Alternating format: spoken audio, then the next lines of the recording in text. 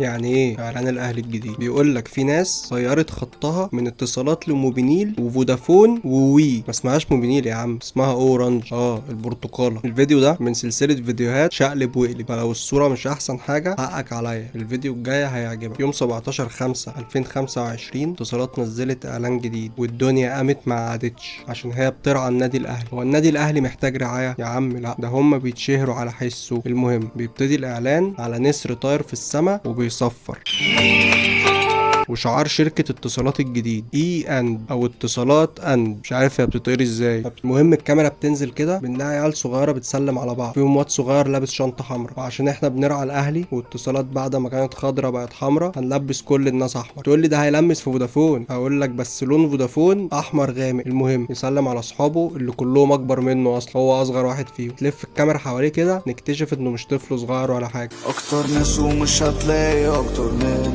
عفاريت بقى. خش الكاميرا زوم كده على الحاج النقاش ده، لابس كوزلو الجزار وبدله بيج مكويه وواقف بيدهن حيطه. يا انتاج يا حاج، انت مين اللي قالك تعمل كده؟ يا حاج انت مين اللي قالك تعمل كده؟ ده هدف رائع بس في مرمانا احنا. يا انتاج النجم بيقول ايه؟ كل شوية نصرف كل حتة، الدنيا دوم ما بتقعدش.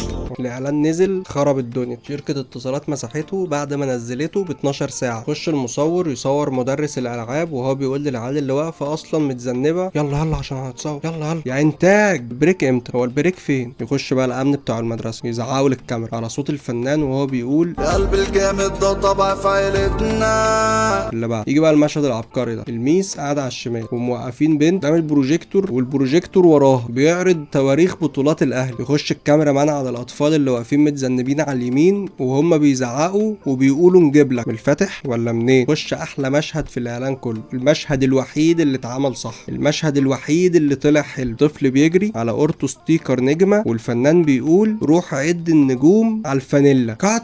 خلاص روح بيركش، الرساله وصلت خلاص. يا انتاج اتصالات دافعه عايزه اعلان دقيقتين. طيب يا دكتوره انت بتدي الواد الحقنه ازاي؟ ايه ده مش دكتوره اصلا، ممثله؟ طب ما تمثل صح. هو فين المخرج اللي بيقول اكشن هنا؟ هو نفس المخرج اللي كان عامل المشهد اللي فات. ماشي عديه. يخش الفنان بقى بعد ما الكلام خلص يقول ثوابت. حتى لون الدم يا صاحبي احمر.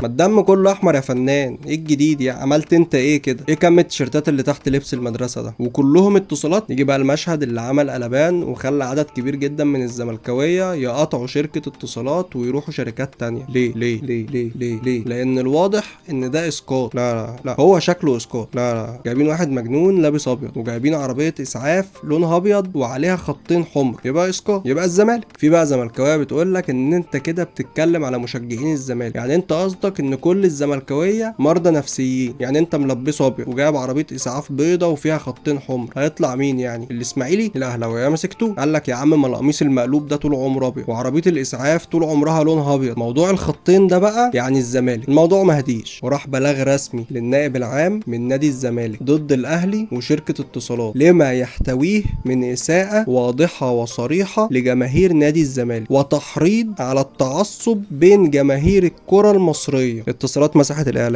الاعلان من كل حته على النت، مسحت الاعلان من كل المنصات. طب هل ده الاسقاط الوحيد اللي في الاعلان؟ لا هو من ساعه ما الزمالك باع الماتش البيراميدز والاهلاويه مش ساكتين. السؤال ليه ما عملوش اعلان لبيراميدز؟ ولا ده اللي جاي؟ المهم يجي مشهد لعريس وعروسه بيرقصوا ويغنوا ارجع يا مجنون ارجع يا مجنون. اللي بعد خش بقى الفنان محمود الليثي وهو لابس الفنان التيك توكر ده اللي انا مش عارف اسمه، فبيلبس واحد تاني خالص ويقول لو انت مش اهلاوي يبقى قوم بقى ما تقعدش هنا. يخش ناس يشيلوا واحد قاعد على كرسي وبنكتشف انه شبيه ميسي. طب بتشيلوه ليه يا عم؟ ما يمكن شبيه ميسي اهلاوي، ما يمكن ميسي شخصيا اهلاوي. انت سالته وبيطبطب عليه. ما تعملش كده تاني يا حبيبي. يطلع بقى كده شبيه عفروتو وهو لابس نضاره نظر عشان ما يبانش.